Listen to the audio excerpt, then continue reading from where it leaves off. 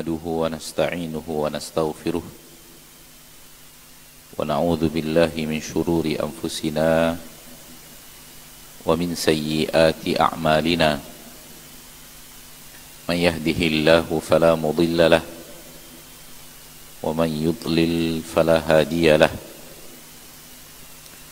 أشهد أن لا إله إلا الله وحده لا شريك له وأشهد أن محمدا عبده ورسوله صلى الله عليه وعلى آله وأصحابه ومن تبعهم بإحسان إلى يوم الدين وسلم تسليما كثيرا أما بعد. Alhamdulillah, bersyukur kita kepada Allah Tabaraka wa Ta'ala Rabbul Izzati wal Jalalah yang telah memberikan kepada kita rahmat dan nikmat yang sangat teramat banyak, rahmat dan nikmat yang tiada tara dan tiada terhingga, yang Allah Tabaraka wa Ta'ala katakan wa in ta'uddu ni'matallahi la tuhsuha. Apabila kalian menghitung nikmat-nikmat Allah yang Allah berikan kepada kalian, la tuhsuha, niscaya kalian tidak akan sanggup untuk menghitungnya. Saking banyaknya nikmat yang Allah Tabaraka wa Ta'ala berikan kepada kita.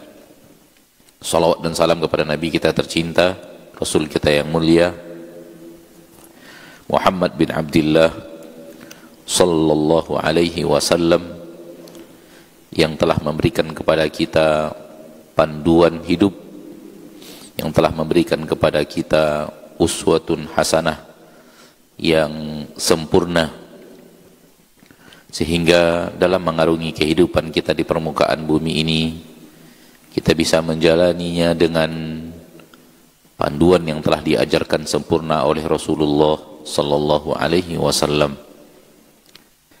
Baik, alhamdulillah, kembali Allah Tabaraka wa Ta'ala mempertemukan kita di majlis yang di dalamnya kita mempelajari sebahagian daripada ayat-ayat Allah Tabaraka wa Ta'ala untuk kita mengambil ilmu darinya dan untuk kita amalkan dalam kehidupan kita sehari-hari dalam beramal kepada Allah Tabaraka wa Ta'ala. Dan perjalanan kita dalam kajian tafsir sampai kepada surat Al-Ghashiyah awal sampai ayat yang ke-16. Dan hari ini insyaallah kalau tidak ada halangan kita akan menyelesaikan hingga akhir ayat insyaallah taala apabila Allah mudahkan. Sebagaimana biasa, sebelum kita melanjutkan ayat yang ke-17, kita dengarkan terjemahan dari surat Al-Ghashiyah dari ayat yang pertama. Terjemah sudah siap? Insyaallah siap, Ustaz. A'udzu billahi minasy syaithanir rajim. Bismillahirrahmanirrahim. Hal ataka hadithul ghashiyah? Apakah datang kepadamu pembicaraan yang menyelimuti? Wujuhun yawma idzin khashi'ah. Wajah-wajah pada hari itu tertunduk. Amilatun nasibah. Beramal dan bersusah payah. Tasla naran hamiyah. Masuk neraka yang panas. Tusqa min ainin aniyah. Minum dari mata air yang telah tiba waktunya. Laisa lahum ta'amun illa min dhari'. Tidaklah untuk mereka makanan kecuali dari buah yang berduri. La yusminu wa la yughni min ju'. Tidak mengenyangkan dan tidak memberi manfaat dari rasa lapar. Wujuhun yawma idzin na'imah. Wajah-wajah pada hari itu memancarkan nikmat. لسعيها راضية terhadap usahanya dia ridho, في جنة عالية dalam surga yang tinggi, لا تسمع فيها لاغية tidak mendengarkan di dalamnya hal-hal yang tidak bermanfaat. Engkau tidak mendengar Engkau tidak mendengar di dalamnya hal-hal yang tidak bermanfaat. فيها عين جارية Di dalamnya mata air yang mengalir. فيها سرر مرفوعة Di dalamnya ranjang-ranjang yang ditinggikan. وأكواب موضوعة Dan gelas-gelas yang diletakkan. ونمارق مصفوفة Dan bantal-bantal yang disusun. وزرابي مبثوثة. Dan permadani-permadani yang dibentangkan. Baik, sampai di sini pelajaran kita pada pertemuan terakhir surah Al-Ghasyiyah, dan hari ini insyaallah kita lanjutkan dari ayat yang ke-17. Mudah-mudahan bisa selesai hingga akhir ayat. Dan diawali dengan afala yanzuruna ilal ibili kaifa khuliqat.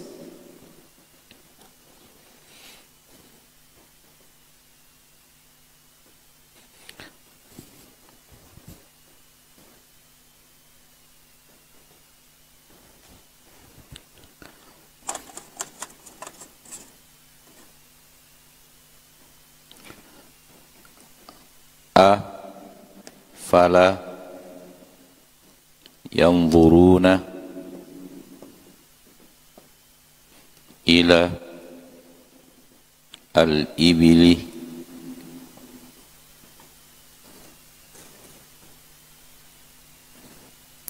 kaifa khuliqat.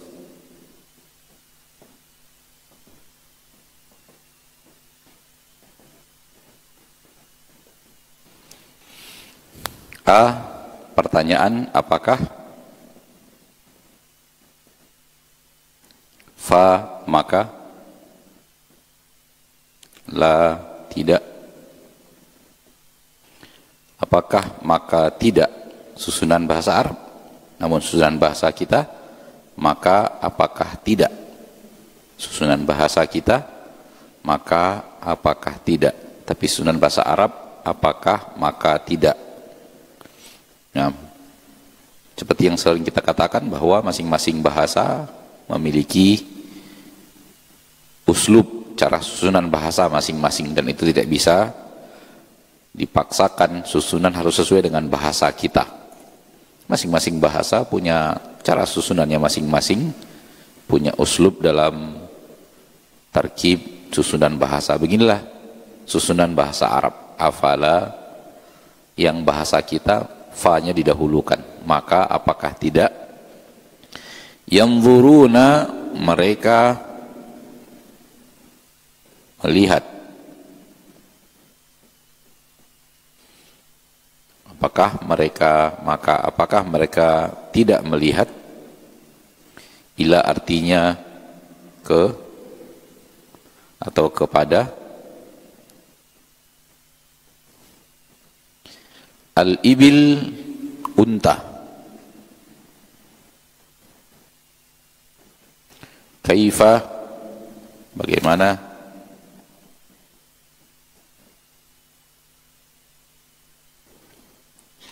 Khuliqat, khuliqa, dari kata-kata khalaqa, dan khalaqa sudah kita pelajari, menciptakan. Khuliqa, diciptakan. Khalaqa, menciptakan. Kalau bentuknya seperti ini, khuliqa, diciptakan. Dan seperti itu susunan bahasa Arab. Ya. Doroba, memukul, sama dengan khalaqa, menciptakan, doroba, memukul. Coba lihat, khalaqa, doroba. Kalau khuliqa, diciptakan, maka duriba, dipukul. Maka didommahkan huruf awal dan dikasrahkan huruf sebelum akhir. Dikasrahkan huruf sebelum akhir, itu dalam bahasa Arab disebut bina majhul, dan artinya diciptakan, dipukul, dilihat, diangkat, diterjemahkan, semua ini menggunakan sistem seperti ini. Huruf awalnya didommahkan dan huruf sebelum akhir dikasrahkan. Maka ini diciptakan.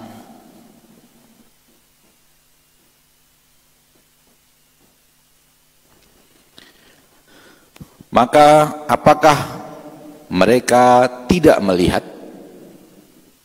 Tidakkah mereka melihat? Kalau kita ingin sempurnakan dalam susunan bahasa Indonesia, maka tidakkah mereka melihat ilal ibili, kepada unta?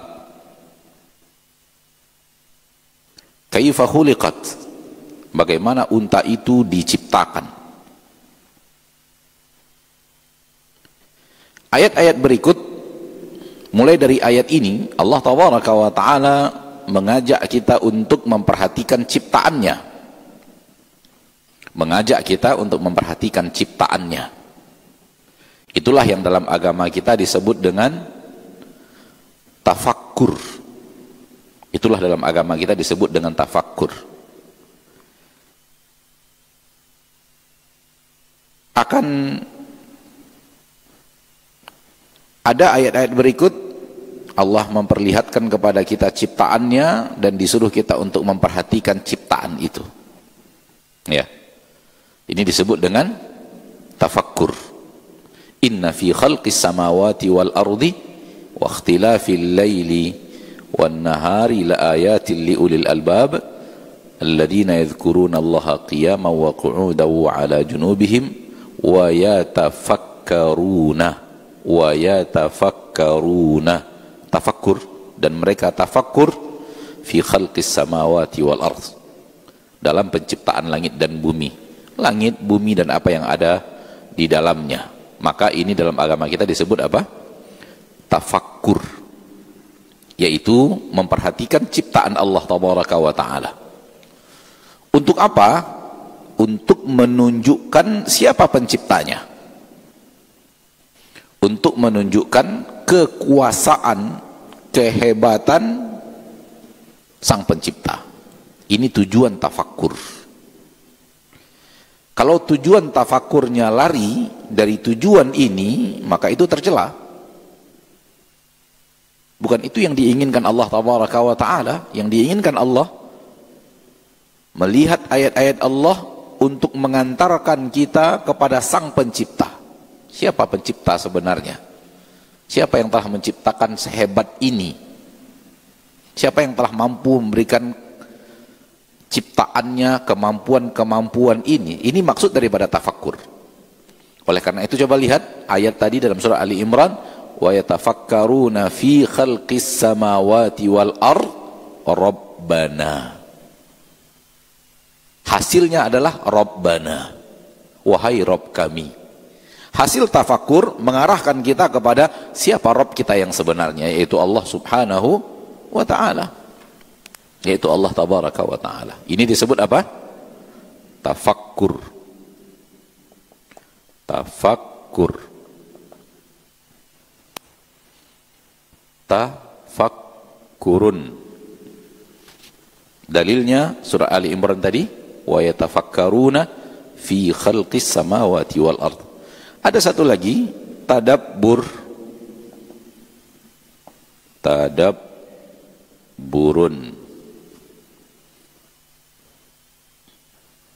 Kalau tadabbur itu kepada ayat-ayat Al-Quran. Kitabun anzalnahu ilaika mubarakun liyadabbaru, agar mereka mentadabburi, agar mereka mentadabburi. Ayat-ayat diturunkan penuh berkah agar mereka mentadabburi. Maka tadabbur perginya untuk ayat-ayat Allah, duduk memahami ayat-ayat Allah seperti yang kita lakukan sekarang. Ini namanya tadabbur, bukan tafakkur. Adapun tafakkur yang dilihat adalah makhluk ciptaan Allah. Makhluk ciptaan Allah. Orang zaman sekarang terkenal istilah tadabbur alam.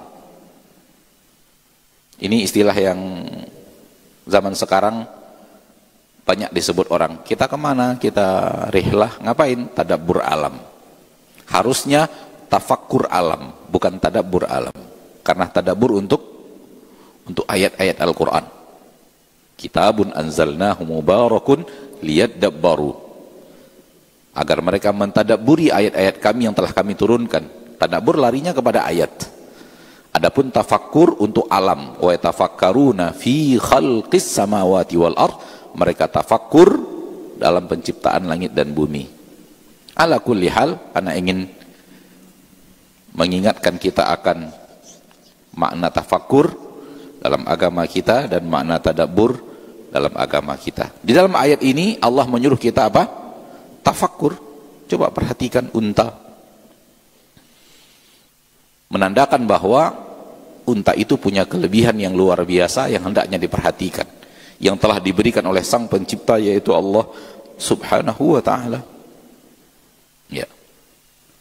Dan apabila kita perhatikan, unta itu benar-benar spesial ciptaan Allah untuk alat transportasi padang pasir yang luar biasa. Alat transportasi padang pasir yang luar biasa, di mana tidak ada hewan yang sehebat dia dalam alat transportasi padang pasir. Dia hewan yang paling tahan tak dapat minum. Sekaligus dia hewan yang sangat kuat mengangkat beban. Padahal kalau kita lihat unta itu, kita lihat badannya dan kita lihat kakinya, kayak nggak kuat dia menahan beban badannya yang besar, sementara kakinya kecil. Namun yang diciptakan Allah, unta itu mampu mengangkat barang yang sangat kuat. Kuat sekali dalam mengangkat barang. Tenaganya luar biasa hebat, luar biasa kuat.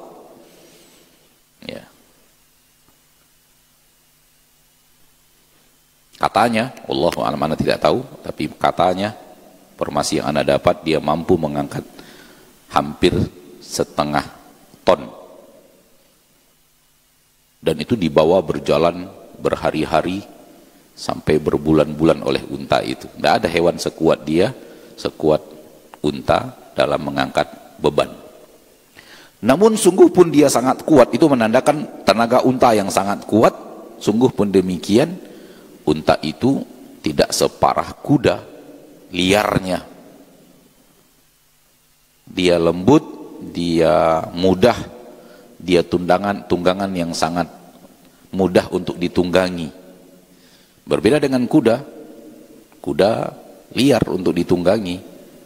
Namun unta tidak. Orang yang pertama kali ini unta, dia bisa langsung nyaman di atas unta itu, dan unta itu tidak rumit untuk ditunggangi. Sudahlah dia tenaganya kuat, namun dia sangat lembut untuk orang-orang lemah. Begitu dikatakan oleh para ulama di dalam tafsir.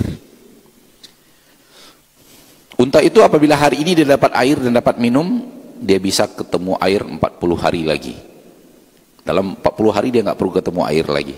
Oleh karena itu, dia hewan yang untuk tunggangan padang pasir.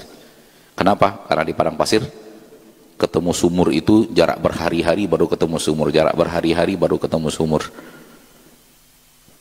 Nah, Allah untuk memperhatikan unta, dan unta adalah hewan yang sangat kuat, hewan yang sangat kuat tapi lembut. Maksud lembut adalah nggak seperti kuda. Kuda kalau sembarang orang naiknya dia akan ngelawan. Kalau unta tidak. Unta dzalul, sangat mudah ditunggangi. Karena memang Begitu Allah menciptakannya. Kemudian unta adalah hewan yang ampuh untuk perjalanan padang pasir. Unta kuat barang dan tak dapat minuman, tak dapat minum berhari-hari. Dan ini menunjukkan kekuasaan penciptanya. Tak ada yang seperti itu kecuali pada unta. Allah Ta'ala yang telah merangkai unta. Dan dikatakan juga unta itu adalah hewan yang paling sabar. Dikatakan juga bahwa unta itu adalah hewan yang paling sabar. Namun kalau dia sudah hilang sabarnya, dia hewan yang paling dahsyat. Begitu dikatakan tentang unta. Wallahu ta'ala a'la wa a'lam bissawab. Intinya di sini Allah suruh kita mentafakuri. Pasti apa yang kita sampaikan ini hanya secuil kecil dari apa yang diketahui manusia tentang unta. Apabila didalami lagi ilmu tentang unta, pasti banyak hal yang luar biasa yang ada pada unta itu. Yang ada pada unta itu. Dan termasuk unta disebut oleh para ulama adalah hewan yang paling tahu jalan. Paling gampang menghafal jalan. Dari hewan-hewan tunggangan yang paling gampang yang paling mengerti jalan dan paling tahu arah pulang. Jadi apabila dia belum pulang, itu bukan karena hilang, tapi dianya lagi nggak mau pulang gitu. Dianya lagi nggak mau pulang, dia tahu jalan pulang. Jadi tidak ada yang namanya hewan unta tersesat, itu nggak ada. Oleh karena itu ada di dalam hadis Nabi SAW, apabila kalian melihat unta seperti tersesat, biarkan jangan diambil. Karena dia tidak tersesat, dia belum mau pulang aja. Ya, wallahu a'lam. Afala yanzuruna ilal ibili kaifa khuliqat wa ila as-sama'i kaifa rufi'at. Wa dan kepada sama langit, kaifa bagaimana, rafa'a mengangkat, rufi'a diangkat.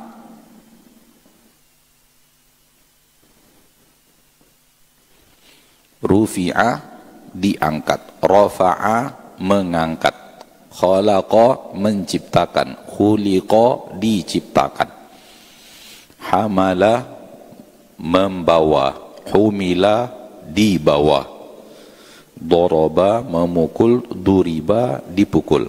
Ini bina majhul, diangkat. Maksud diangkat, ditinggikan. Ditinggikan dari permukaan bumi. Wa ila sama'i kaifa rufi'at, dan perhatikanlah langit bagaimana dia diangkat. Diangkat, ditinggikan oleh Allah tabaraka wa taala dari permukaan bumi, dan langit menjadi atap bumi namun tanpa tiang. Namun tanpa tiang yang menyanggahnya.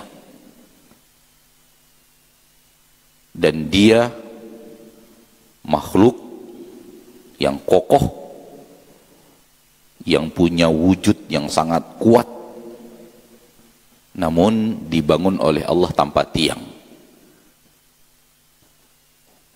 Namun dibangun oleh Allah tanpa tiang.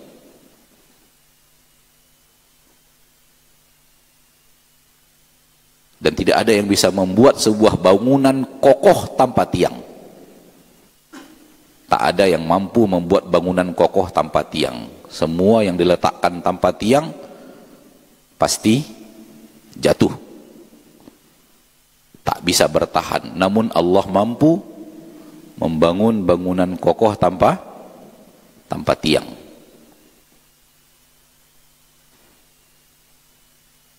Menunjukkan kehebatan sang pencipta. Kembali kepada apa yang kita katakan tadi, wa yatafakkaruna fi khalqis samawati wal ard, tujuannya adalah Rabbana, mengantarkan kita kepada siapa pencipta.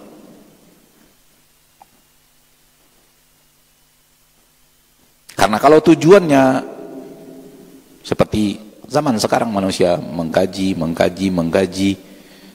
tujuannya malah mencari dunia, bahkan tidak kenal siapa Allah sang pencipta, maka bukan itu tujuan Allah mengingatkan kita kepada penciptaan langit dan bumi dan apa-apa yang ada di dalamnya.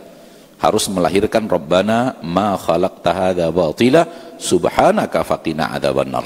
Ini dia tafakur yang diinginkan Allah.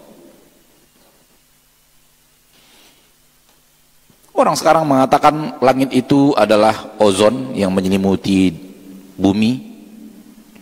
Kemudian langit kedua adalah lapisan apa yang kedua di atas ozon. Langit ketiga adalah lapisan apa yang ada di atas lapisan yang di atasnya. Dan itu batil. Karena ozon bukanlah bangunan kokoh. Sementara langit itu bangunan yang sangat kuat. Rafa'a samkaha, samkun dalam bahasa Arab itu adalah suatu benda yang sangat kuat dan kokoh. Dan dia memiliki pintu-pintu. Dan pintu-pintu dia dijaga oleh malaikat-malaikat yang sangat kuat. Nggak bisa, tak akan ada yang bisa menembusnya. Tidak akan bisa menembus langit, tapi harus dibukakan oleh malaikat-malaikat penjaga pintu langit, baru bisa menembus langit pertama. Ada lagi di atasnya langit kedua, ketiga. Dari mana kita tahu? Dari kisah Isra dan Mi'raj Nabi kita tercinta Muhammad sallallahu alaihi wasallam. Langit itu punya pintu, sementara ozon tidak punya pintu.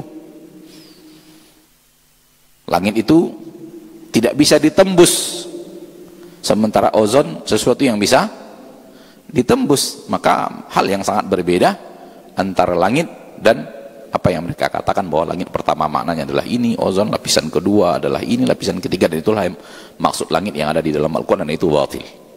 Itu adalah tafsir tanpa ilmu. Ya, yang ada di dalam ayat-ayat Allah tabaraka wa ta'ala, langit itu bangunan kuat dan kokoh yang menjadi atap bagi bumi tanpa tiang. Dan dia punya pintu-pintu yang tidak bisa dimasuki kecuali dengan pintu-pintunya itu, dan masing-masing pintu punya malaikat-malaikat penjaga yang akan membukakan pintu-pintunya bagi orang yang diizinkan Allah untuk melewati langit itu.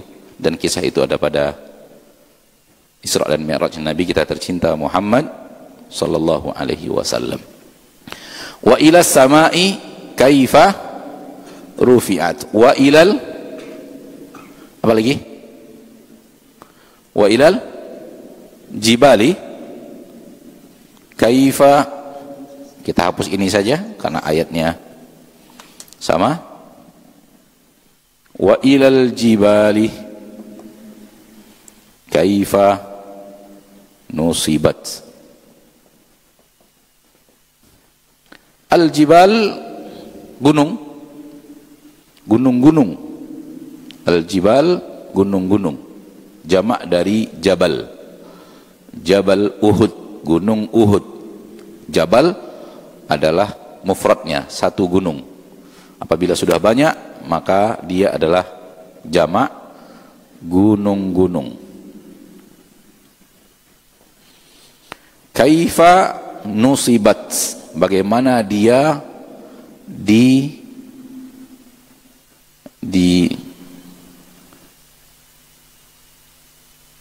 diletakkan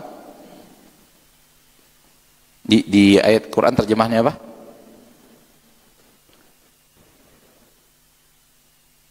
Ditegakkan. Oke, kita terima, ditegakkan.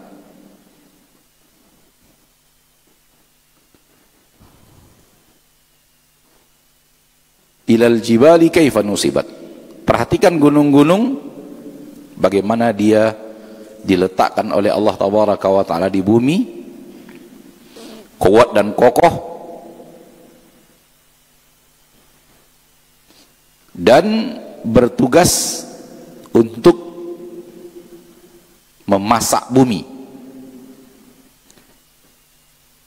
Gunung-gunung di antara fungsinya yang paling kuat adalah memasak bumi. Itu yang Allah katakan di dalam Al-Quran. Wal jibala autada. Kami jadikan gunung-gunung sebagai pasak. Kami jadikan gunung-gunung sebagai pasak. Para ilmuwan mengatakan bahwa, para ulama di dalam kitab tafsir mengatakan bahwa bumi akan mudah berguncang apabila gunung-gunung tidak ada. Dan itu yang dikatakan oleh para ilmuwan. Itu juga yang dikatakan oleh para ilmuwan bahwa gunung-gunung ini fungsinya yang paling utama adalah supaya lapisan bumi ini tidak gampang bergeser, tidak gampang bergerak. Karena kalau dia gampang bergerak, penghuni di atasnya akan kehilangan keamanan. Akan kehilangan apa? Keamanan. Kenapa kita nyaman hidup sekarang ini? Karena bumi kita tidak bergerak. Bumi kita yang kita pijak tidak bergerak. Sekiranya gunung tidak ada, maka dia mudah bergerak. Maka Allah letakkan gunung, dan fungsi yang paling luar biasa daripada gunung itu adalah memasak lapisan bumi paling atas sehingga dia kokoh, diam pada tempatnya. Oleh karena itu, manusia yang tinggal di atas bumi merasa tenang, merasa nyaman, beraktivitas, bisa berjalan di atasnya, bisa membangun bangunan di atasnya. Tak bisa kita bayangkan kalau bumi ini bergerak sekali dalam 2 minggu. Bergerak, dia bergetar. Nggak ada kita yang berani buat rumah. Jangankan sekian lantai, mau bangun rumah 1 lantai saja kita mikir. Kenapa? Sebentar lagi bumi bergerak, jatuh lagi, bumi bergerak, jatuh lagi. Maka tidaklah kepada gunung bagaimana dia ditancapkan. Itu yang kata yang tidak keluar dari ana tadi, ditancapkan oleh Allah, ditegakkan dan dengan bentuk ditancapkan oleh Allah di permukaan bumi dan bertugas untuk menjadi pasak. Ya. Dan katanya wallahu taala alam, dikatakan bahwa ilmu modern baru mengetahui, ilmu sains modern tentang langit, tentang alam semesta baru mengetahui bahwa gunung ini tugas utamanya adalah menjadi pengokoh kerak bumi bagian atas supaya tidak gampang bergerak. Katanya baru diketahui sekian puluh tahun yang lalu. Sekian puluh tahun yang lalu. Mungkin 60 tahun, 70 tahun yang lalu baru diketahui bahwa itulah tugas gunung yang paling, fungsi gunung yang paling hebat. Dan salah seorang orang kufar ketika memberikan seminar itu terkejut ketika ada orang muslim mengatakan di dalam Al-Quran sudah ada keterangan itu, wal jibala autada, dan kami jadikan gunung-gunung sebagai pasak, dan dia membawakan bukti-bukti dari pernyataan para ahli tafsir bahwa makna pasak ini adalah supaya bumi tidak mudah berguncang. Dan kemudian ilmuwan itu masuk Islam karena dia mengatakan tidak mungkin ilmu ini diketahui oleh Nabi Muhammad SAW 1400 tahun yang lalu, 1400 tahun yang lalu, kecuali diberitahu oleh pencipta gunung itu sendiri. Ilmu manusia, ilmu sains manusia belum akan mampu untuk mengungkap tabir fungsi yang seperti ini. Kenapa Nabi Muhammad sudah menyampaikannya di dalam Al-Quran yang beliau katakan? Karena itu wahyu dari pencipta gunung itu sendiri.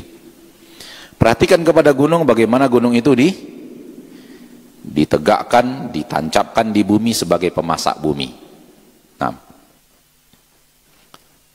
afala yanzuruna ila al-ibili kaifa khuliqat wa ila as-sama'i kaifa rufi'at wa ila al-jibali kaifa nusibat wa ila al-ardi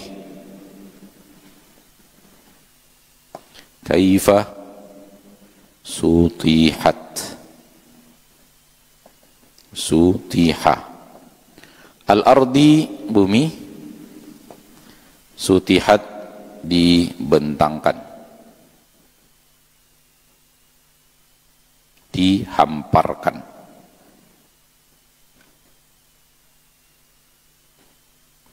Lihatlah kepada bumi bagaimana dia menjadi sebuah hamparan karena dihamparkan oleh penciptanya.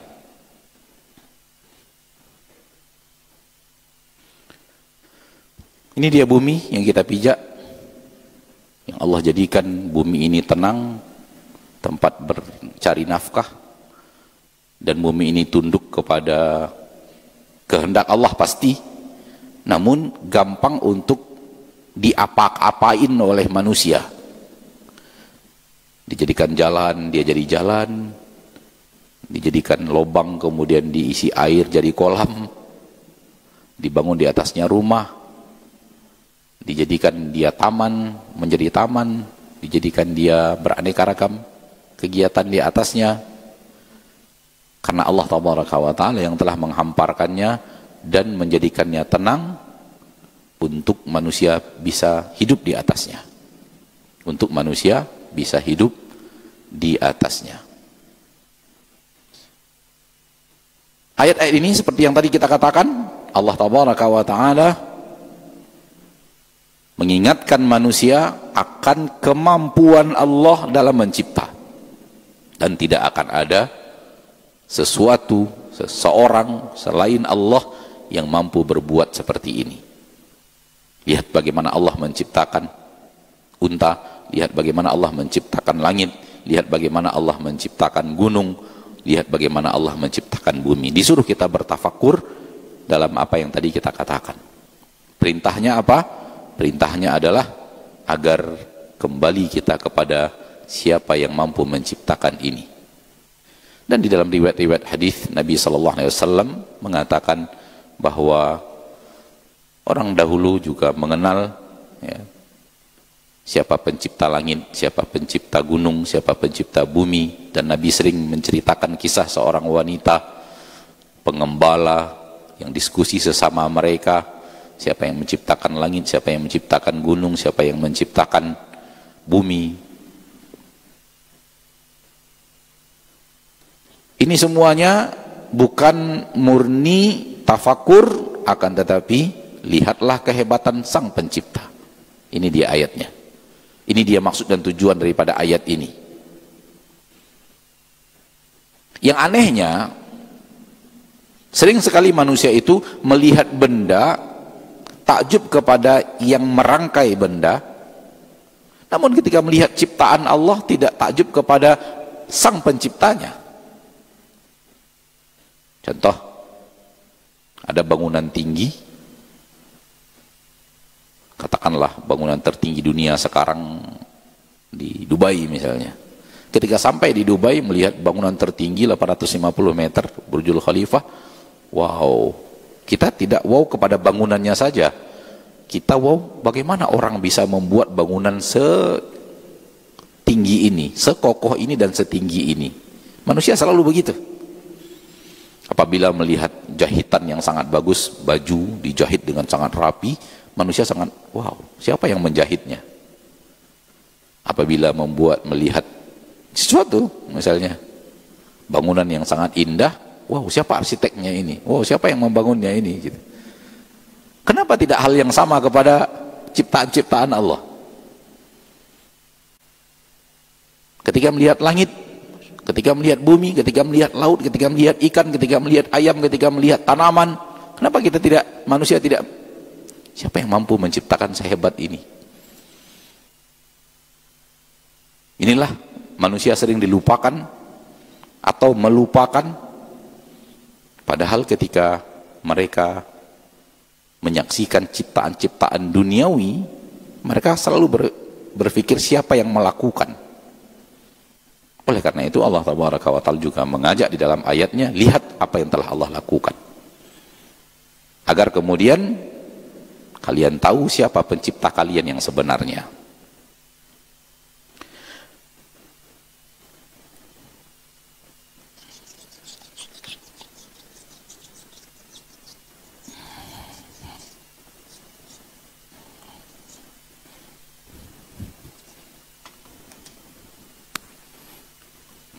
Ayat-ayat Allah ada dua. ayat-ayat Allah ada dua. Satu, dibaca. Dua, dilihat. Ayat-ayat Allah ada dua. Satu, dibaca. Dua, dilihat. Yang dibaca adalah Al-Quran. Itu dia yang kita katakan tadi di awal, tadabbur. Dan yang dilihat adalah alam. Itulah dia, langit bumi beserta isinya. Dan diperintahkan kita untuk melihatnya, memperhatikannya. Dan itulah dia, tafakkur. Dan apa yang dibaca dan apa yang dibaca tidak sedikit pun berbeda dengan apa yang dilihat. Apa yang dibaca di dalam Al-Quran tidak ada sedikit pun perbedaan dengan apa yang dilihat.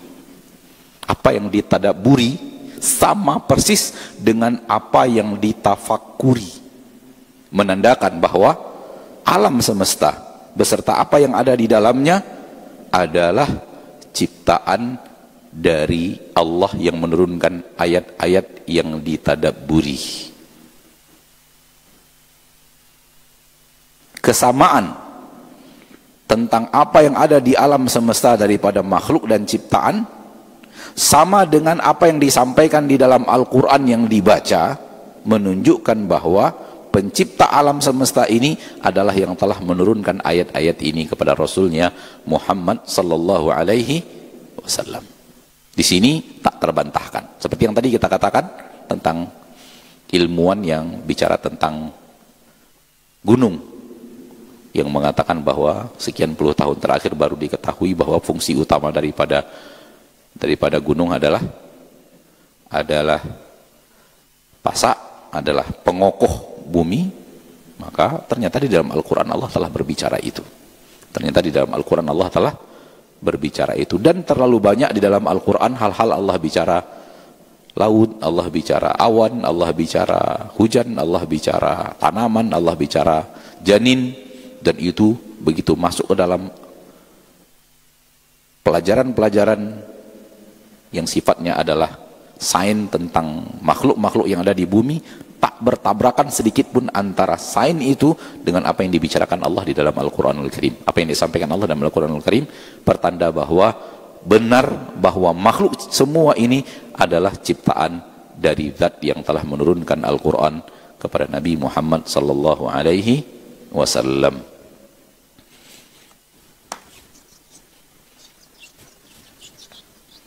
Ayat berikutnya,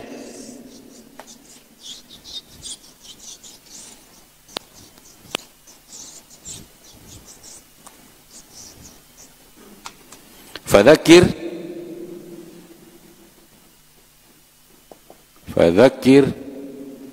innama anta muzakkir.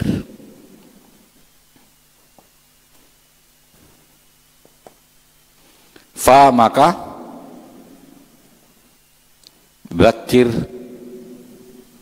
berikan peringatan,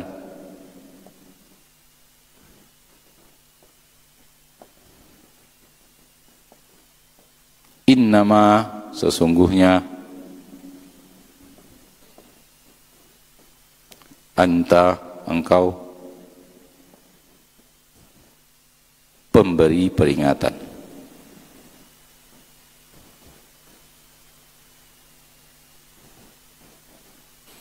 Fadzakir maka berikan peringatan, fa maka dzakir fi'il amr berikan peringatan, innama anta mudzakir sesungguhnya engkau seorang pemberi peringatan. Setelah mereka diajak untuk mentadabburi ayat-ayat Allah kauniyah, alam semesta, langit dan bumi, nyata bahwa penciptanya adalah Allah, maka berikan mereka peringatan. Mereka harus kembali kepada Allah, patuh dan taat kepada Allah, tunduk kepada Allah, ikuti perintah dan larangan Allah tabaraka wa ta'ala. Dan tugas engkau adalah memberi peringatan. Lasta alaihim bimusaitir. Lasta alaihim bimusaitir. Lasta bukanlah engkau. Bukanlah engkau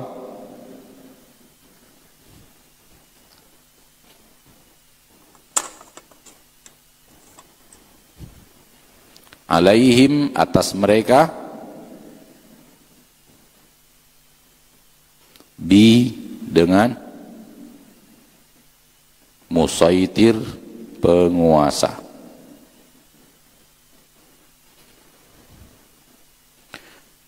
Fadzakir, berikan peringatan, karena engkau sebenarnya hanya pemberi peringatan, engkau tidak menguasai mereka.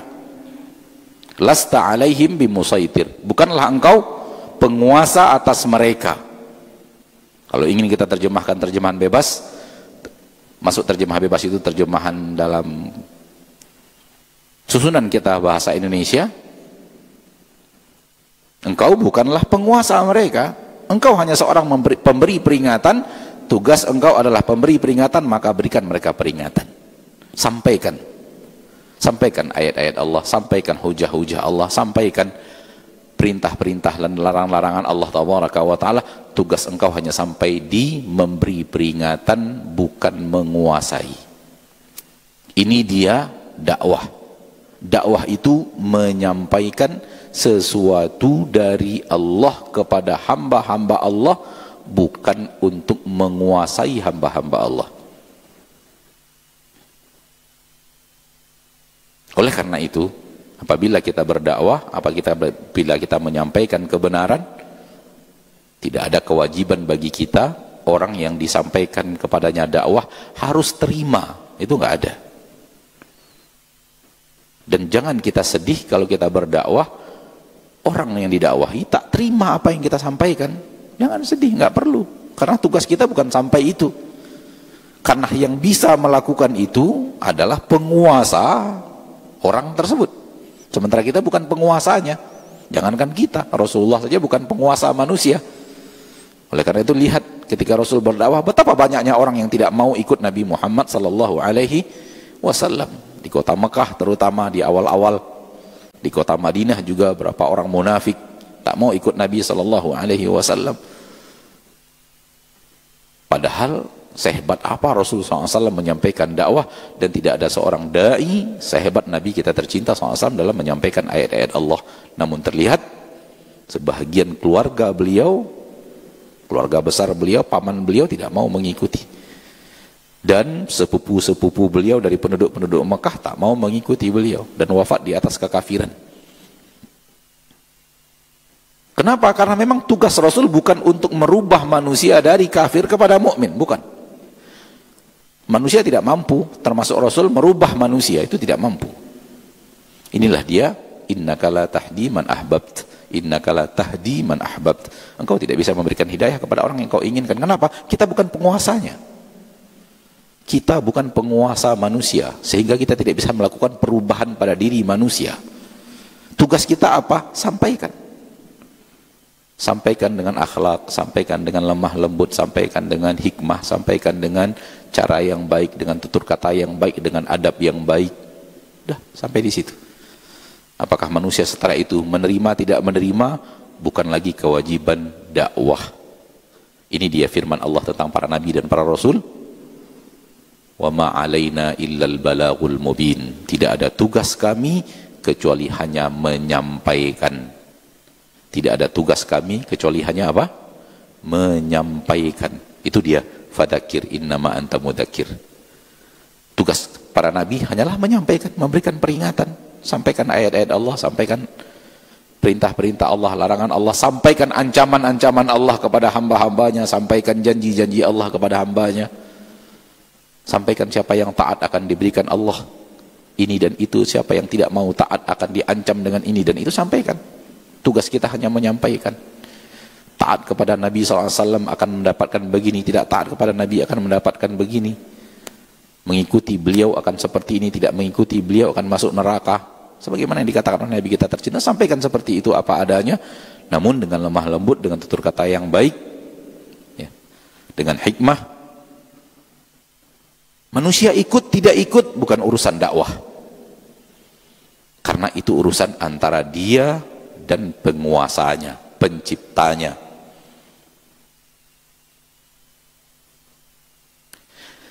Siapapun manusia, termasuk para nabi dan para rasul, tidak mampu masuk ke dalam hati seseorang untuk melakukan perubahan dalam hati itu. Tak mampu. Siapapun manusia, termasuk para nabi dan para rasul, tak mampu masuk ke dalam hati orang lain dan melakukan perubahan pada hati itu. Karena yang mampu melakukan perubahan pada hati manusia hanyalah penguasa manusia. Inilah dia. Engkau bukan penguasa mereka, sehingga engkau tidak bisa menjadikan mereka awalnya nolak jadi menerima, awalnya benci menjadi suka, cinta, awalnya tidak menerima menjadi mau menerima, awalnya memusuhi menjadi sahabat sejati. Tidak bisa, karena engkau bukan penguasa.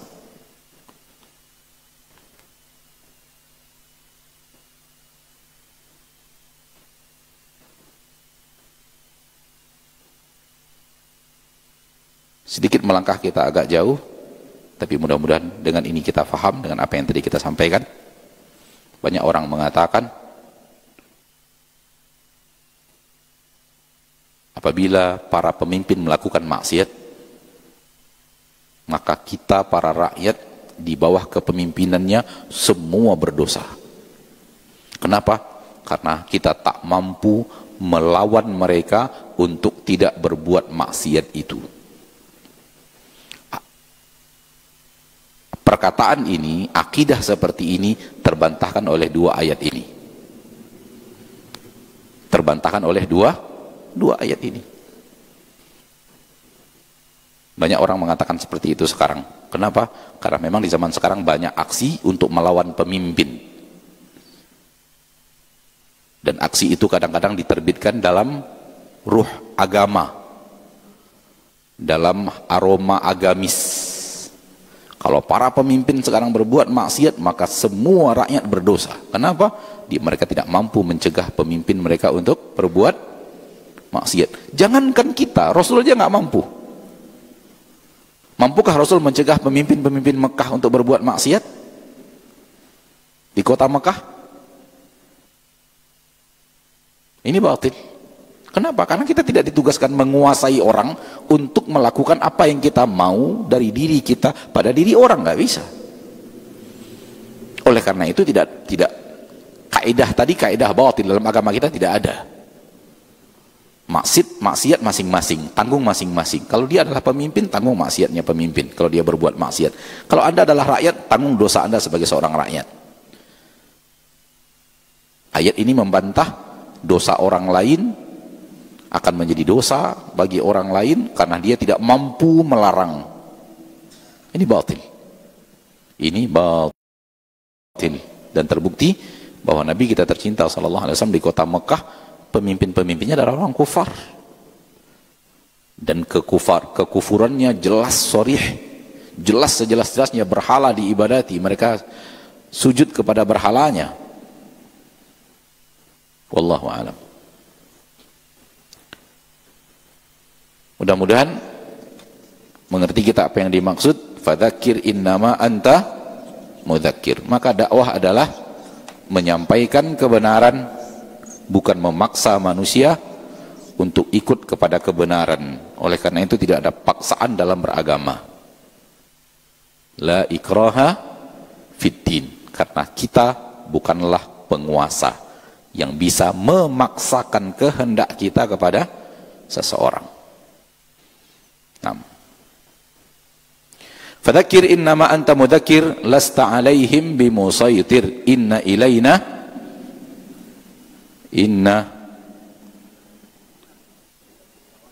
illa man tawalla wa kafar. Maaf, illa man tawalla wa kafar.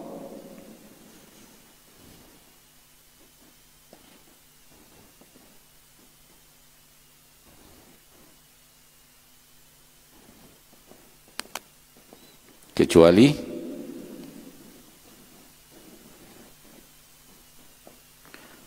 man, barang siapa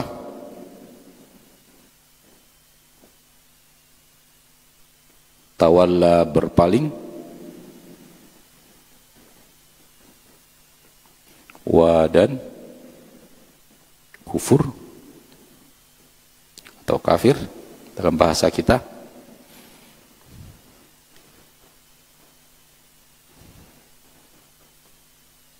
fayu'adzibuhu Allah, fa, maka yu'adzibu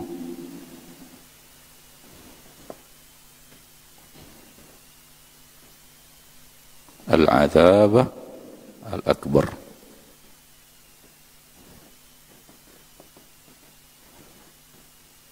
Maka mengazabnya karena ada hu di sini, Allah azab besar.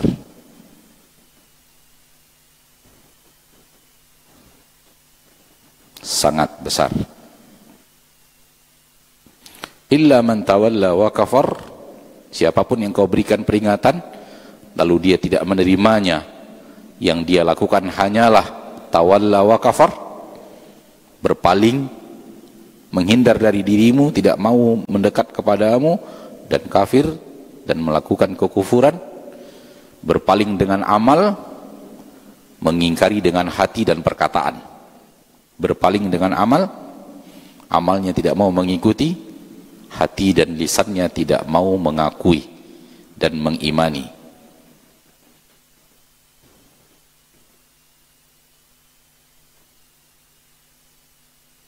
Amal badan, melakukan amal-amalan yang bertabrakan dengan syariat. Amal hati, tak mengimani kebenaran yang ada dalam syariat. Amal lisan, tak mengakui, mengikrari dengan lisannya kebenaran yang ada dalam syariat.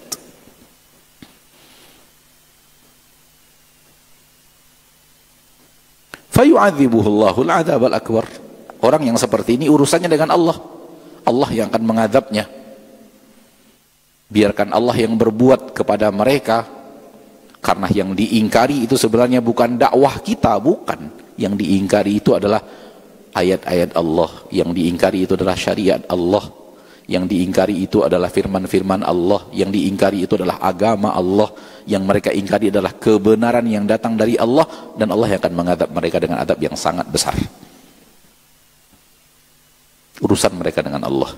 Soal mereka ingkar, urusan mereka dengan Allah. Soal menyampaikan dakwah, kewajiban yang Allah berikan kepada manusia yang telah sampai kepadanya kebenaran, dakwahkan.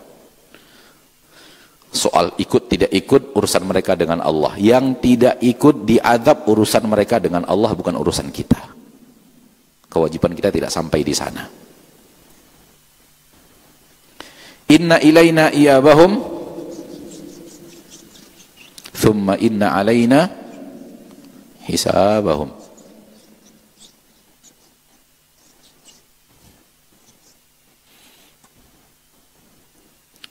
Inna ilaina iyabahum, sesungguhnya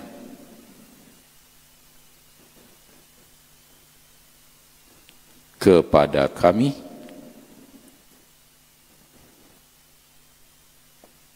kembali mereka. Di sini ada dua, ila dan na, iyab dan hum. Sesungguhnya kepada kami kembali mereka. Kembalinya mereka kepada kami. Mereka ingkar, mereka akan dikembalikan kepada kami. Mereka patuh, mereka juga akan dikembalikan kepada kami. Semua manusia akan dikembalikan kepada Allah. Summa inna alaina hisabahum. Kemudian sesungguhnya atas kami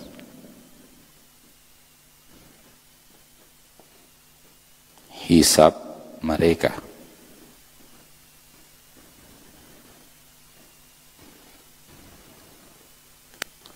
Sesungguhnya atas kami hisab mereka.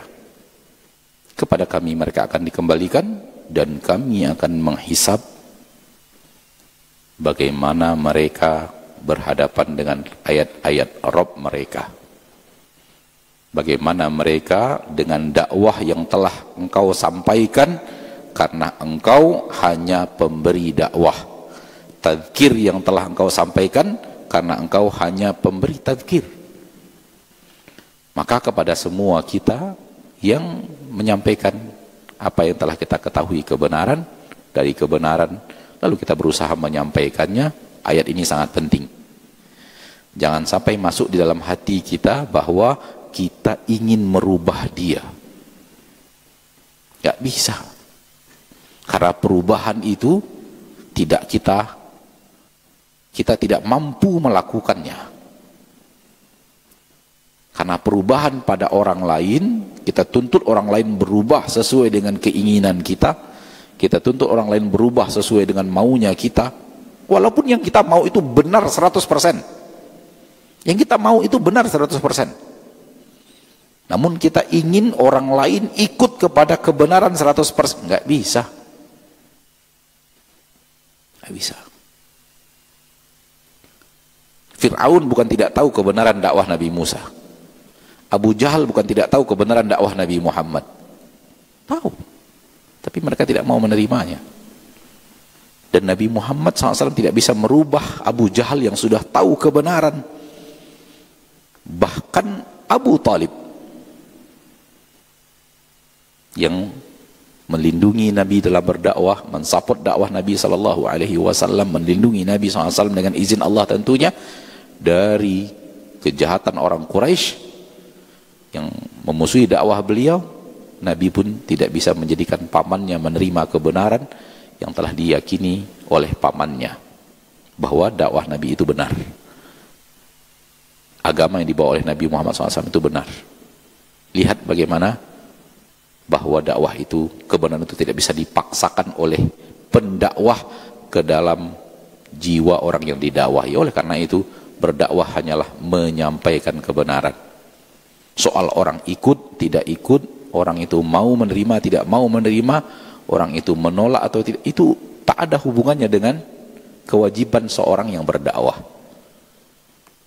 Maka daripada itu, kesuksesan dakwah tidak dilihat dari banyaknya pengikut. Kenapa? Dakwah tak ada hubungan dengan orang ikut atau tidak ikut. Faham yang dimaksud? Dakwah tidak ada hubungannya dengan orang ikut dan tidak ikut. Dakwah itu tugas kita. Ikut tidak ikut itu kemampuan Allah dalam merubah manusia, bukan kemampuan seorang da'i yang berdakwah. Maka kesuksesan dakwah tidak dilihat dari banyaknya pengikut. Oh, pengikutnya banyak, berarti dakwahnya hebat, dakwahnya sukses. Enggak. Oh, pengikutnya sedikit berarti dakwahnya enggak bagus, dakwahnya jelek. Enggak ada hubungan sama itu. Ya. Namun itu manusia tergiur sekarang ini dengan banyaknya pengikut. Kalau banyak pengikut berarti kebenaran, kalau sedikit pengikut berarti tidak benar, dan itu batil. Di antara para nabi ada yang pengikutnya hanya beberapa orang saja, bahkan di antara para nabi ada yang tidak punya pengikut sama sekali. Kepada kami mereka akan dikembalikan semua hamba Allah, semua makhluk manusia dan jin dikembalikan kepada Allah, dan Allah yang akan menghisap mereka. Kalau yang mereka lakukan adalah menerima ayat-ayat Allah, maka akan diberikan ganjaran kebaikan dan janji-janji yang telah Allah janjikan. Dan apabila yang mereka lakukan adalah keingkaran, maka Allah Ta'ala akan memberikan kepada mereka kebenaran apa yang telah Allah ancamkan kepada mereka dari adab yang pedih. Dan kalau itu terjadi, Allah tidak zalim, karena Allah telah memberikan peringatan, Allah telah memberikan banyak peringatan kepada manusia.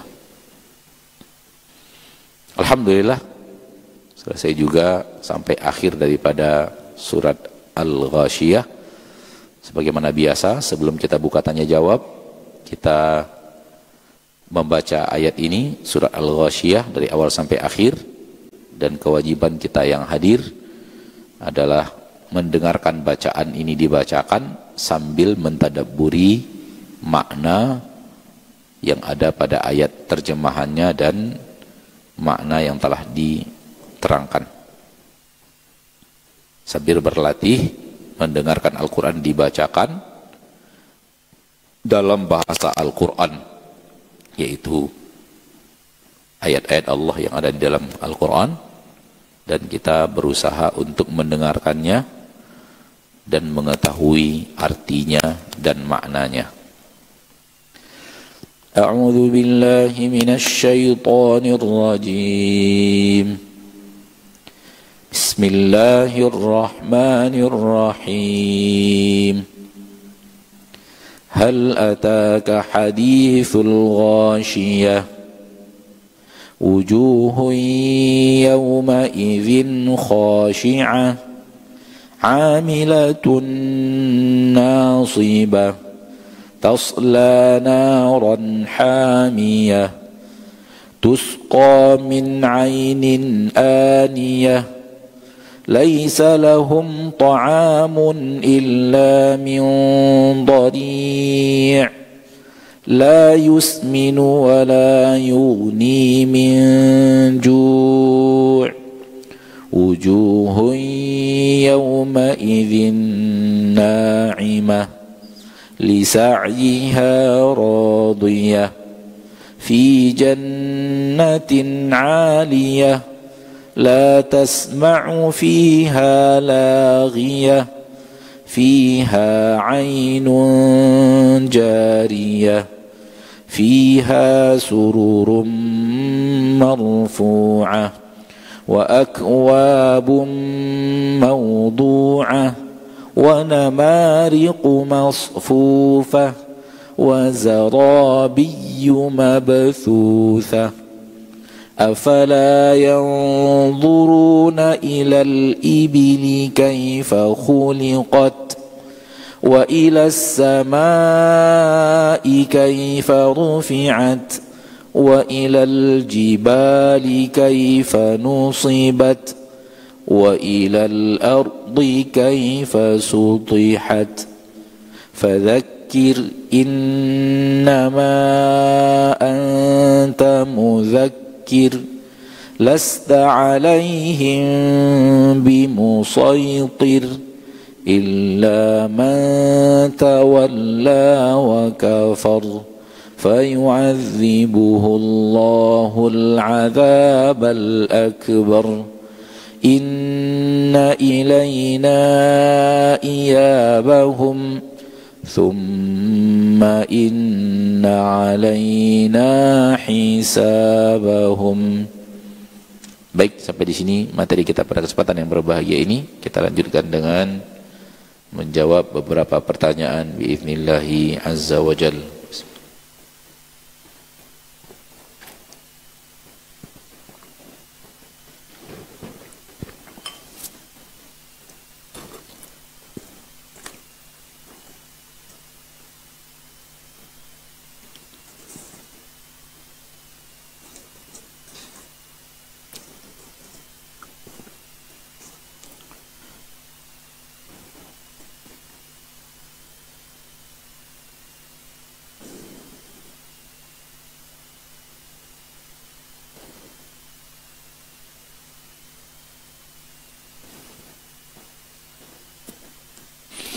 Pertanyaan pertama, Ustadz, orang tua kami keduanya telah meninggal dunia.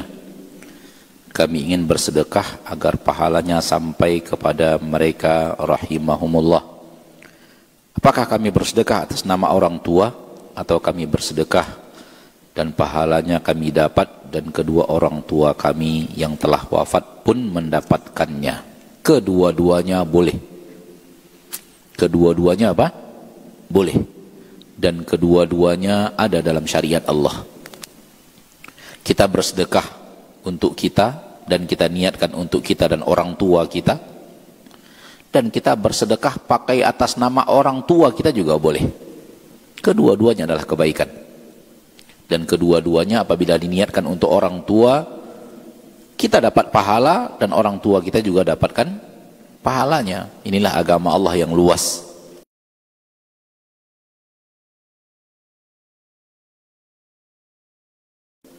Ya. Bersedekah kemudian atas nama orang tua boleh. Bakti anak kepada orang tuanya, bersedekah untuk ayah dan ibunya, sengaja untuk ayah dan ibunya, bukan berarti dia tidak dapat pahala.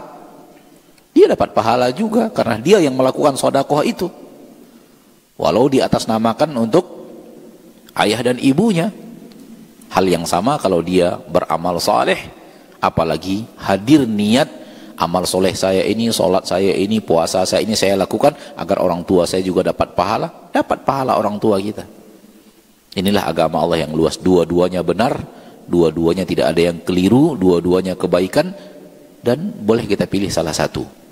Silahkan mau beramal soleh atas bersedekah atas nama orang tua, wakaf atas nama orang tua, membangun masjid atas nama orang tua, membangun tahfiz atas nama orang tua, membangun jembatan atas nama orang tua, silahkan. Kita pun dapat pahalanya, bukan untuk orang tua kita saja pahalanya, karena kita yang melakukan. Nah,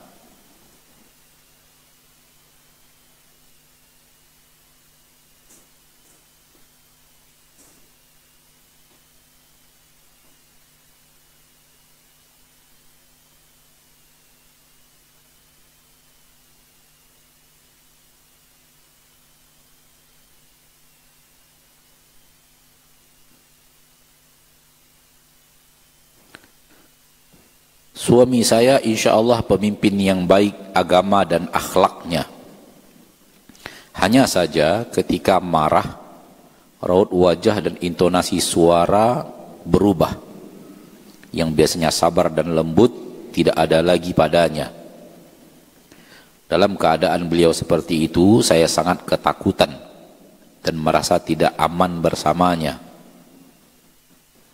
Mohon solusinya Ustadz, karena terkadang saya tidak memahami sifat-sifat beliau dalam keadaan marah seperti itu. Orang yang marah sedang ada kobaran api. Ya. Oleh karena itu terlihat wajahnya yang memerah dan terlihat matanya kadang juga memerah karena orang yang marah sedang ada dalam kobaran api.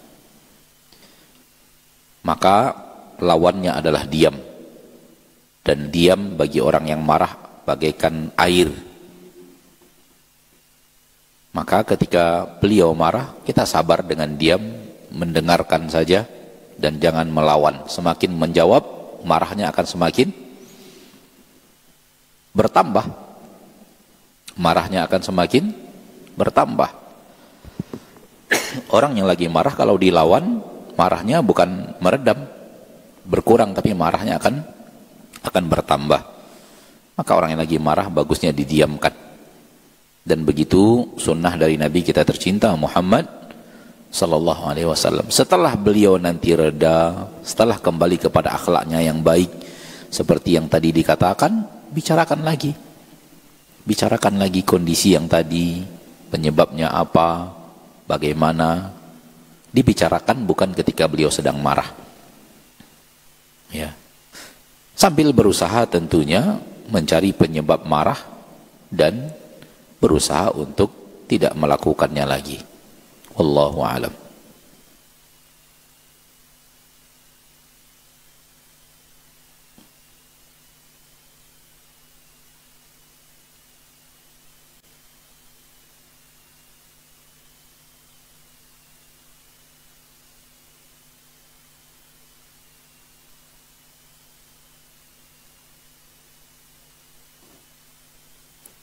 Bolehkah membakar Al-Quran yang belum rusak tapi ada alasan tertentu, dan disebutkan alasannya, saya tidak bacakan. Kalau seandainya Al-Quran itu belum rusak, jangan dibakar. Cari solusi lain, ya, mungkin diberikan ke masjid yang jauh dari kehidupan kita. Intinya adalah jangan dirusak Al-Quran gara-gara sesuatu yang terjadi pada psikologis kita terhadap kisah datangnya Al-Quran itu dalam hidup kita. Disebutkan kisahnya, cuma saya tidak mau membacakan. Ya, jangan rusak Al-Quran, jangan hancurkan Al-Quran hanya karena perasaan kita tidak nyaman kepada kondisi datangnya Al-Quran itu kepada kita dalam rumah tangga kita. Jangan dirusak Al-Quran. Ya, bedakan antara orang yang melakukan pekerjaan yang Anda tidak suka dengan Al-Quran, dan dia adalah firman Allah yang mulia yang harus Anda muliakan.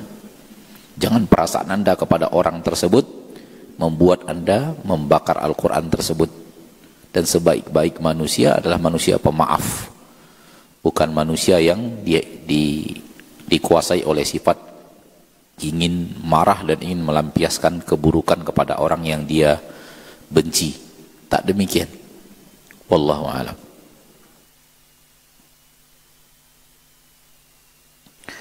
Ustaz,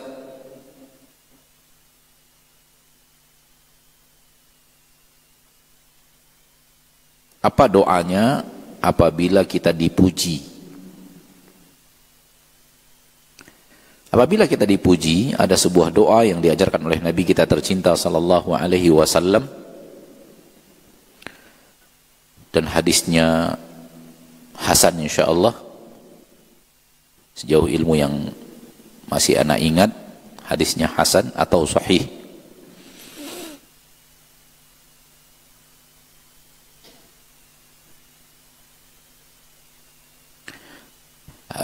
Yang kita baca adalah Allahumma la tu'akhidni bima yaqulun waghfir li ma la ya'lamun waj'alni khairan mimma yaqulun.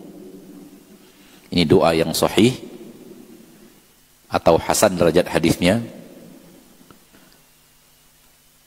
Doa ketika kita dipuji, apapun bentuk pujian itu. Mungkin dipuji wajah kita, dipuji harta kita, ya, atau dipuji adalah amal kita, atau yang dipuji adalah sesuatu dari diri kita. Maka doa dipuji adalah Allahumma la tu'akhidni bima yaqulun. Ya Allah, jangan azab aku disebabkan apa yang mereka katakan. Jangan hancurkan aku karena pujian mereka. Karena ada orang yang hancur ketika dipuji-puji manusia. Dia hancur dengan sebab dipuji orang. Akhirnya lupa daratan, sombong dan yang lainnya. Allahumma la tu'akhidni bima yaqulun. Ya Allah, jangan azab aku disebabkan apa yang mereka katakan. Waghfirli ma la ya'lamun. Dan ampuni dosaku yang tidak mereka ketahui. Mengingatkan kita akan dosa dan kesalahan kita. Sehebat apapun manusia memuji kita, karena menurut mereka kita baik, tapi pasti kita punya kesalahan dan kekeliruan. Maka kita minta ampun kepada Allah, mengingat dosa dan kesalahan kita. Terjadi keseimbangan antara pujian yang mungkin membuat manusia melambung, kemudian ingat dosa. Terjadi keseimbangan dalam jiwa. Waghfir lima la ya'lamun.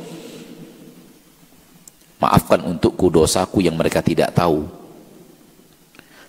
Waj'alni khairan mimma yadhunnun. Jadikan aku lebih baik dari apa yang mereka perkirakan. Ini minta tempat yang lebih baik di sisi Allah dari pujian manusia. Lebih daripada sekedar pujian manusia itu, mencari tempat yang lebih baik di sisi Allah Subhanahu wa ta'ala. Baik, sampai di sini pertemuan kita pada kesempatan yang berbahagia ini. sallallahu wasallam wa baraka wa an'ama ala abdihi wa rasulihi Muhammad. Alhamdulillahi rabbil alamin. Wassalamualaikum warahmatullahi wabarakatuh.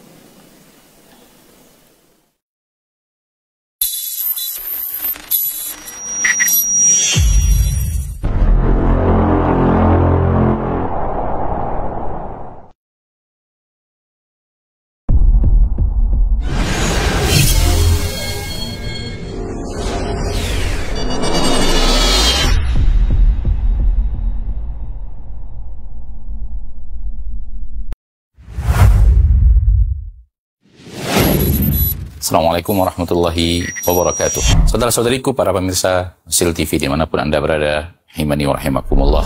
Semoga antum selalu berada dalam lindungan Allah Tabaraka wa Ta'ala, dan semoga kesehatan, keberkahan, rahmat dan nikmat Allah Tabaraka wa Ta'ala selalu meliputi Anda semuanya. Ma'asyiral muslimin, ma'asyiral muslimat, dakwah merupakan sebuah tugas bersama dari umat Nabi kita tercinta Muhammad sallallahu alaihi wasallam. Allah Tabaraka wa Ta'ala menyuruh kita untuk meninggikan agama Allah Tabaraka wa Ta'ala dengan kemampuan yang kita miliki. Yang mampu dengan ilmunya, berdakwah dengan ilmunya. Yang mampu dengan tenaganya, berdakwah dengan tenaganya. Yang mampu menyumbangkan waktunya. Demikian juga yang mampu dengan hartanya, maka berdakwah dengan harta itu. Saudara-saudariku, para pemirsa Hasil TV dimanapun Anda berada, pada kesempatan yang berbahagia ini, saya mengajak Anda, pemirsa Hasil TV dimanapun berada, para pencinta Hasil TV dimanapun berada, untuk meringankan beban operasional yang dibutuhkan oleh Hasil TV di dalam mengemban suara dakwah yang agung ini. Mari infakkan sebahagian daripada yang Allah Tabaraka wa Ta'ala mudahkan kepada kita, dari apa yang Allah rezekikan kepada kita, guna kepentingan syiar dakwah melalui media-media, di antaranya adalah Hasil TV. Melalui Hasil TV, sangat banyak saudara-saudari kita kaum muslimin dan muslimat yang bisa mendapatkan dakwah di bumi yang sangat jauh, di negeri yang sangat terpencil. Bahkan tidak sedikit dari mereka yang mendapatkan hidayah kepada sunnah Rasulullah SAW melalui media Hasil TV yang kita cintai. Semoga apa yang antum berikan merupakan pembuka kebaikan, merupakan pembuka hidayah bagi saudara-saudari antum menuju jalan yang sesuai dengan sunnah Nabi kita tercinta SAW, sehingga di akhirat mendapatkan pahala bagaikan seorang yang di tangannya Allah Tabaraka wa Ta'ala bukakan hidayah kepada seseorang, seperti yang dikatakan Nabi kita tercinta SAW, la iyahdiyallahu bika rajulan wahidan khairun laka min humurin na'am. Sekiranya satu orang mendapatkan hidayah melalui dirimu, melalui usahamu, melalui apa yang telah engkau berikan, melalui apa yang telah engkau dakwahkan, maka itu lebih baik daripada unta merah. Sebagian para ulama mengatakan lebih baik daripada dunia dan perhiasannya. Sallallahu wasallam wa baraka wa an'am ala abdihi wa rasulihi Muhammad. Walhamdulillahi rabbil alamin. Assalamualaikum warahmatullahi wabarakatuh.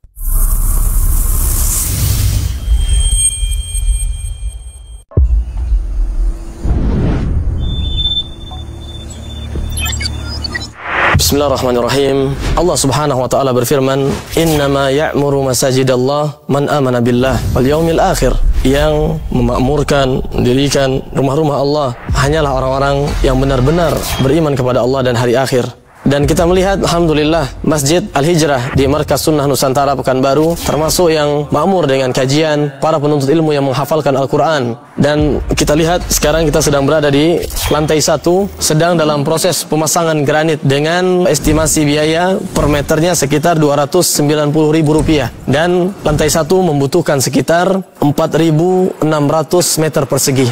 Maka ayuhal ahibatu fillah, kaum muslimin dan muslimat rahimani wa rahimakumullah, semoga ini menjadi kesempatan sekaligus ladang pahala bagi sebagian yang Allah berikan kelebihan harta, bisa dengan 1 meter atau berapa saja, berta'awun dan berpartisipasi mengamalkan firman Allah, wa ta'awanu 'alal birri wa taqwa, berta'awunlah, saling tolong-menolonglah, berpartisipasilah dalam kebaikan dan ketakwaan kepada Allah. Semoga Allah Subhanahu wa taala membangunkan untuk kita dengan sebab partisipasi kita kelak rumah di surga di yaumul qiyamah, dan ini dapat menjadi ladang pahala serta amal jariah yang terus mengalirkan pahala. Waffaqallahul jami' lima yuhibbu wa yarda. Barakallahu fikum wa akhiru da'wana anil hamdulillahi rabbil alamin.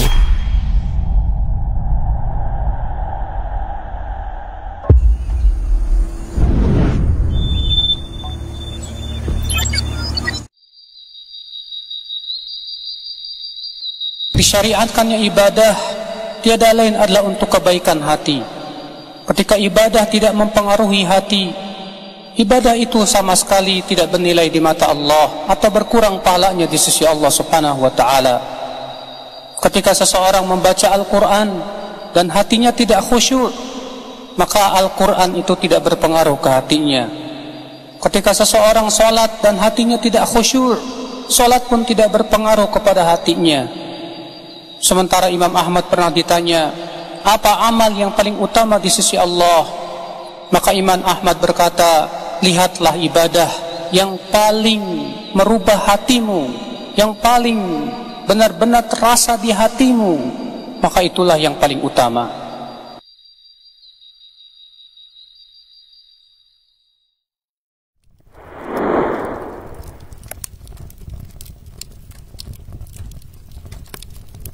Kucari damai dalam harta, kutemukan semuanya hampa. Kucari damai dalam tahta, kutemukan semuanya tipuan belaka. Kucari damai dalam cinta dunia, ternyata semuanya hanya janji-janji muluk saja.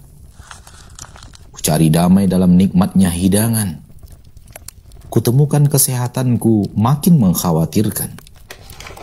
Kucari damai dalam tamasya, kurasakan yang ada hanya lelah saja. Kucari damai dalam tawa dan canda, yang ada hatiku semakin keras membaja. Ku mulai mencari dan mencari, ku mulai bertanya ke sana dan ke sini. Kutemukan pituah para ahli, menyuruhku mencarinya di dalam mendekatkan diri kepada Allah, penguasa langit dan bumi, pemberi nikmat dan pengatur segala rezeki. Kumulai perjalanan itu, kutemukan sesuatu yang selama ini ku cari, yang waktuku habis mengejarnya ke sana dan kemari. Ternyata di sini damai ku dapatkan, di dalam hati yang selalu kepada Allah ditambatkan, kepada akhirat diingatkan, kepada amal saleh digerakkan. Kini damai telah menghiasi jiwa. Ku berharap dia bertahan di sana. Aku butuh damai itu selamanya, hingga ku langkahkan kaki ke surga. Kepadamu Rabbi aku panjatkan, harapan ini aku mohonkan. Damaikan diri ini di dunia ini, damaikan diri ini di surga nanti. Huwallazi anzala as-sakinata fi qulubil mu'minina liyazdadu